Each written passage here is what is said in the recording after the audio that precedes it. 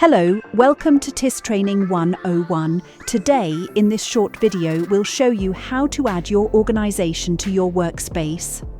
Step 1. Log into your workspace. Log into your TISCreport workspace using the navigation bar at the top of the home page. If this is your first time setting up your workspace, your very first task is to add an organization. Step 2. Find your organization. Click on Add Organization. Now, type the name of the organization you want to claim into the search box. Make sure to double-check the name, the country, and the registration number to confirm you're selecting the right entity.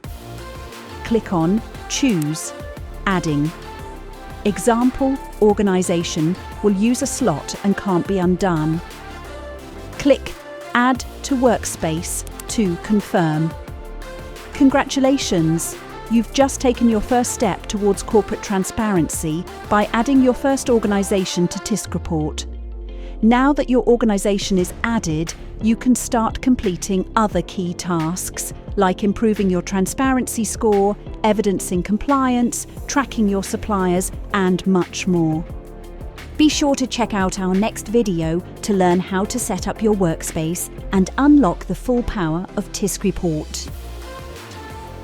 Need to manage more than one organization?